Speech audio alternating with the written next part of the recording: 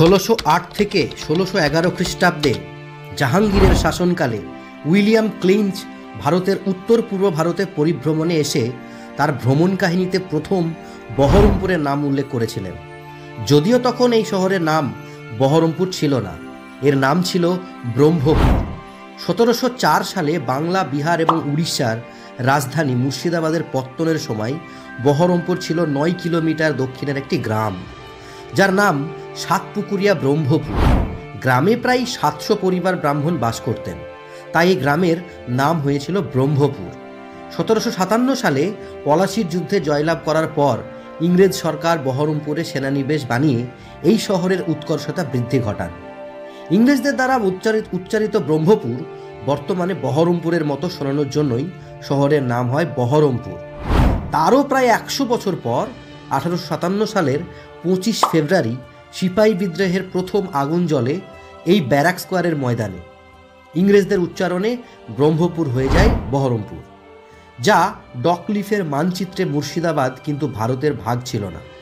1947-এর 15 August ভাগ বাঁটোয়ারায় মুর্শিদাবাদ পড়ল পূর্ব পাকিস্তানে, আর অধুনা বাংলাদেশের খুলনা পড়ল এপারের ভাগে। 15 আগস্ট সকালে বহরমপুরের ব্যারাক স্কোয়ারে মাঠে উত্তোলিত হলো পাকিস্তানের জাতীয় পতাকা।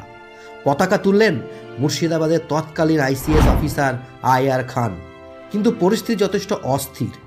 শেষমেশ সিদ্ধান্ত নেওয়া হলো মুর্শিদাবাদ থাকবে ভারতে, খুলনা যাবে পাকিস্তানে। স্বাধীনতার 3 দিনের মধ্যে ফের বদলালো বাংলা সহ 2 দেশের মানচিত্র। 18 আগস্ট সরকারিভাবে মুর্শিদাবাদ অন্তর্ভুক্ত হলো ভারতের মানচিত্রে। এই টানাপোড়েনের মধ্যেই 18 আগস্ট ব্যারাক স্কোয়ারের মাঠে উত্তোলিত হলো ভারতের পতাকা। বহরমপুর মুর্শিদাবাদ জেলার সদর শহর ও পৌরসভা এলাকা। কলকাতা থেকে বহরমপুরের দূরত্ব প্রায় 200 কিলোমিটার। কলকাতা, আসানসোল, শিলিগুড়ি, বর্ধমান এবং ইংরেজ বাজারের পর পশ্চিমবঙ্গের 6ষ্ঠ বৃহত্তম শহর বহরমপুর। 2011 সালে বহরমপুর একটি পৌর নিগমে পরিণত হওয়ার জন্য মনোনীত হয়। বিগত 250 বছর ধরে বহরমপুর আমাদের উপহার দিয়েছে মহাশ্বেতা দেবী, রামেন্দ্র সুন্দর ত্রিবেদী, সৈয়দ মুস্তাফা সিরাজের মতো লেখক এবং শ্রেয়া ঘোষালের মতো গায়িকা, মুর্শিদাবাদের অরিজিৎ সিংয়ের মতো গায়ক, দিয়েছে রাখাল দাস বন্দ্যোপাধ্যায়ের মতো ইতিহাসবিদকে। কাঁসা শিল্প থেকে শোলা শিল্প, তাঁত শিল্প থেকে সিল্ক, বহরমপুর এসবের জন্য বিখ্যাত। শিক্ষা ও সংস্কৃতিতেও সমানভাবে এগিয়ে প্রাচীন এই শহরে বিক্ষিপ্তভাবে এখনও ছড়িয়ে ছিটিয়ে আছে ইতিহাসের পাঁজর, যেখান থেকে ধুলো উড়ে আসে। সমস্ত ঐতিহ্যের গায়ে জড়িয়ে আছে 250 বছরের মায়া।